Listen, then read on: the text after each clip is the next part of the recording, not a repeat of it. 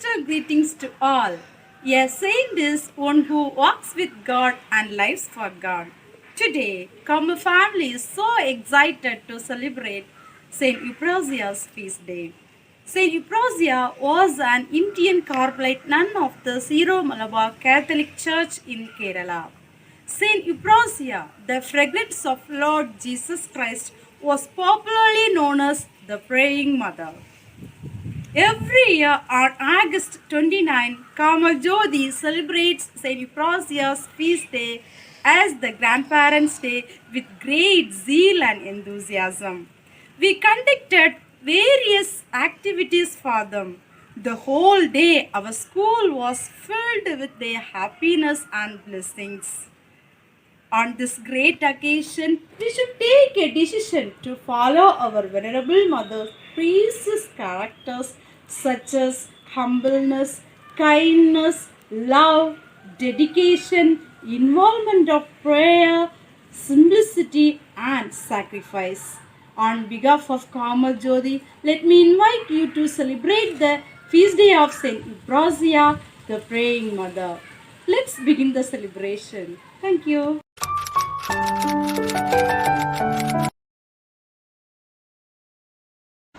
மனிதருடைய பேச்சை கேட்டு நீ செய்ய வேண்டிய கடமைகளை தள்ளாதே.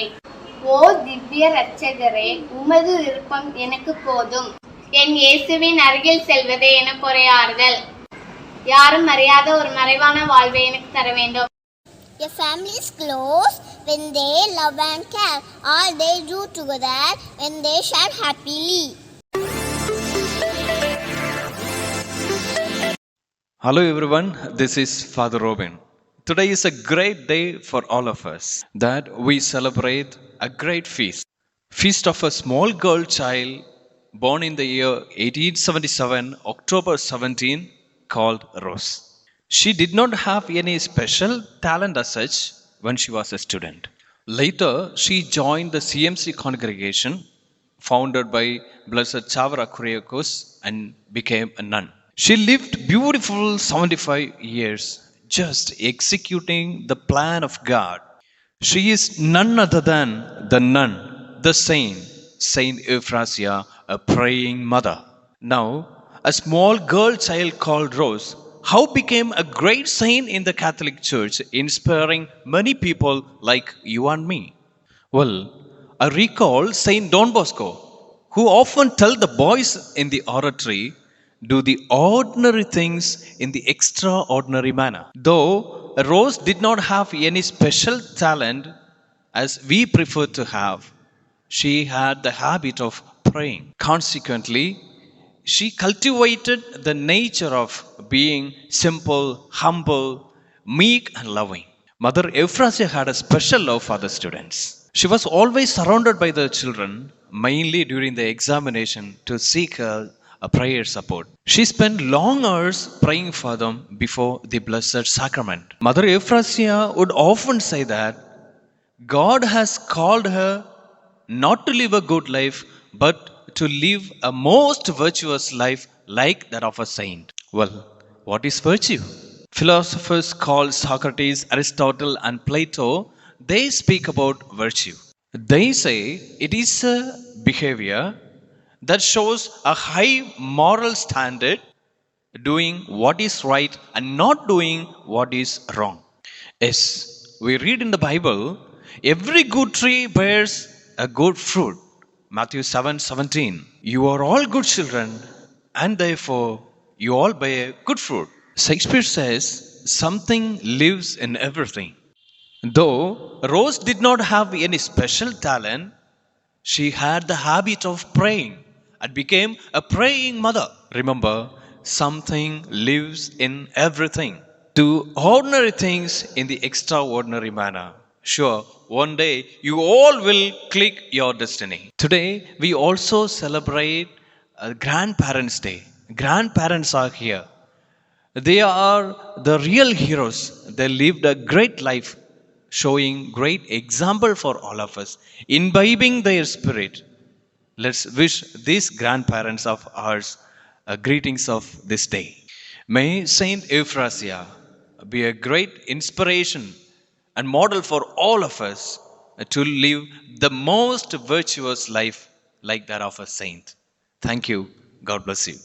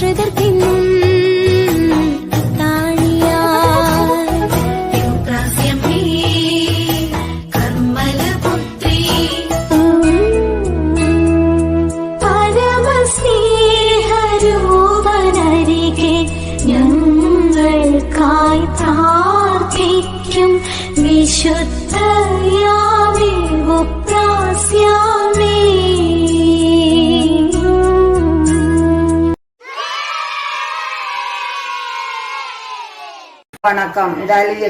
பிரகாசம்மாளின் திருவிழா வாழ்த்துக்களை கூறிக்கொள்கிறேன். இந்த முதியோர்களுக்காக விழா கொண்டாடும் வேளையில் ஏழை எனது சிறிய அறிவுரை கடவுளிடம் பற்றுக்கொள்ள வேண்டும். காணாததை பேசக்கூடாது. கிடைப்பதை பெற்றுக்கொள்ள வேண்டும். கீர்த்தி பெற வாழ வேண்டும். குழந்தை மனம் கொள்ள வேண்டும். கூடாத நட்பை விளக்க வேண்டும். கெட்ட எண்ணம் நீக்க வேண்டும். கேடில் தவறி விடாதே. கொடுத்து உதவு. கோபம் தவிர்த்து அன்பை பகிர்ந்து ஆணவம் தவிர்த்து இரக்கமுடன் வாழ்ந்து தவறாமல் படிக்க வாழ்வில் வெற்றி படிப்பை எட்டுங்கள். வாழ்த்துக்கள். நன்றி. அருள் நிறை மாமரி ஆரோக்கிய தாய்மரி ஒளிமய மாதாவே வருந்தரும் வேளையில் இகமதிலினிதுடன் வருவாய் மாதாவே. வாழ்க மாதா, வாழ்க மாதா, வாழ்க மாமரியே, வாழ்க மாமரியே. மின்னிடுவானக தாரகையே, கன்னிமை குந்தா கன்னிகையே, என்னிடு நெஞ்சில் நிறைந்திடுவாய். நம்பிடுமாந்தர் கருள் புரிவாய். மின்னிடுவானக கன்னிமை குன்றா கன்னிகையே என்னிடு நெஞ்சில் நிறைந்திடுவாய் நம்மிடுமாந்தர் கருள் புரிவாய் தருவாய் பெறுவோம் உன் அன்பை புகழ்வோம் அருளிரை மாமரி ஆரோக்கிய தாய்மரி ஒளிமய மாதாவே பரந்தரும் வேளையிலிகமதினிதுடன் வருவாய் மாதாவே. புனித எவ்ப்ராசி அம்மா விழாதனை கிராண்ட் பேரண்ட்ஸ் டே என கொண்டாடும் நாள் இன்று. இன்பம் பொங்க இதயம் மகிழ இரத்த நாளம் வேகம் குறைய இளமை ஊஞ்சலாட இனிமையான பள்ளி வாழ்வு மனதில் நிழலாட இன்முகத்தோடு வாழ்ந்திருக்கும் எனது அருமை அனுபவசாலிகளுக்கும் அனைவருக்கும் என் மனமார்ந்த இனிய வணக்கம். இயற்கையோடு ஏய்ந்து வாழ்ந்த நீவில் பண்பு பாசம் பகிர்வு பராமரிப்பு என்ற வார்த்தைகளுக்கு அர்த்தம் கொடுத்தவர்கள். செடியின் பூக்களை மட்டும் ரசிக்கும் உலகம் தாய் செடியினை மறந்து விடுகிறது. சுகமான சுமைகளை சுமந்து அயராத அசதியின்றி உழைத்து இறைவன் கொடுத்த வாழ்க்கைக்கு அர்த்தம் உருவாக்கியவர்கள். தேடல் ஒன்றை கற்றுக் கொடுத்து சிறந்த வாழ்க்கையை தேடச் செய்தீர்கள். ஆனால் இன்றோ உலகம் கைக்குள் வந்து விட்டது. உறவுகள் தொலைந்து விட்டன.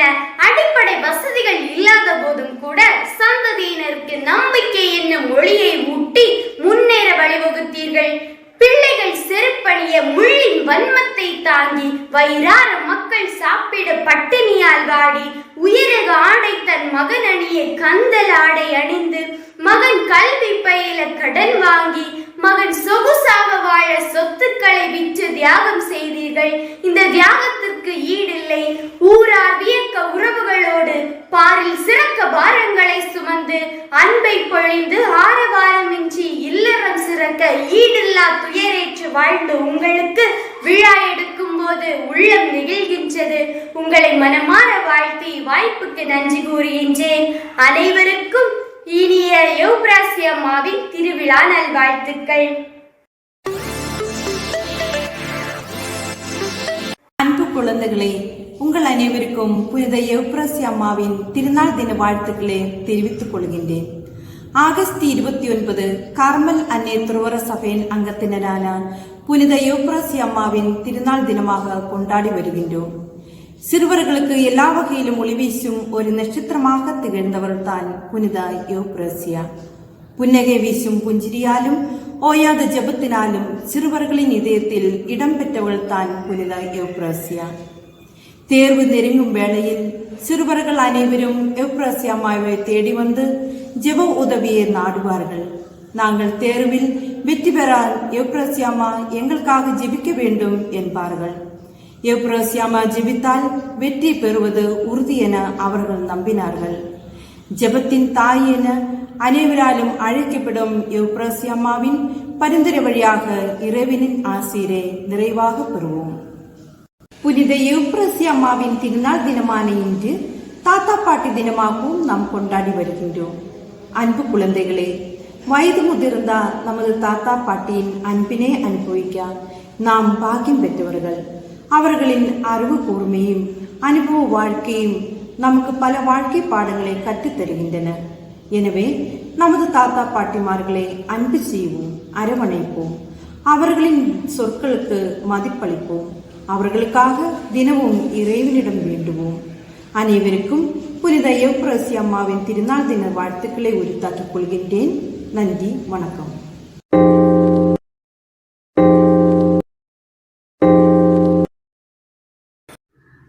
பிதாசுதன் பரிசுத்தாவின் பெயராலே ஆமீன். நான் எனது கடவுளை அன்பு செய்கிறேன். அனைவரும் கடவுளை அன்பு செய்வதை நான் விரும்புகிறேன் என்று கூறிய புனித எவ்ப்ராசியாவே, நோயினாலும் தனிமையாலும் முதுமையாலும் பாடி கிடக்கின்ற ஒவ்வொரு முதியவர்களையும் பாதம் சமர்ப்பிக்கின்றேன். அவர்களுக்கு தேவையான உடல் ஆரோக்கியத்தையும் கொடுத்து அவர்களை காத்திடவும், உறவுகளாலும் பிள்ளைகளாலும் கைவிடப்பட்ட முதியவர்களை மீண்டும் தம் உறவுகளோடு சேர்த்து வைக்கவும், விரக்தியோடு வாழ்கின்றவர்களுக்கு மன அமைதியை கொடுத்திடவும், தனிமையில் வாழ்பவர்களுக்கு உறவுகளோடு சேர்த்து வைக்கவும், மன அழுத்தத்தோடு வாழ்கிறவர்களுக்கு மகிழ்ச்சியை கொடுக்கவும் வேண்டிய மேலான கிருபையை எங்களுக்கு தந்தருளுமாறு ஜெபிக்கின்ற தாயாகிய புனித எபிப்பாசி அம்மா வழியாக இறைவா உம்மை நோக்கி மன்றாடுகிறேன். ஆமென். ஒரே ஒரு ஊரில் ஒரு வீடு, உறவுகள் கூடும் கிளிக்கூடு, இந்த அன்பை போல வேறேது, வார்த்தைகள் எல்லாம் போதாது, எந்த ஊரில் வாழ்ந்திடும் போதும் பறவை சொந்த கூட்டை மறந்திடுமா, எங்கு சென்று பூத்திடும் போதும் மலரை வேர்கள் விட்டு கொடுத்திடுமா, வேறெங்கும் இல்லாத வேறு யாரும் சொல்லாத இதிகாசம் இந்த பாசம்தான். ஒரே ஒரு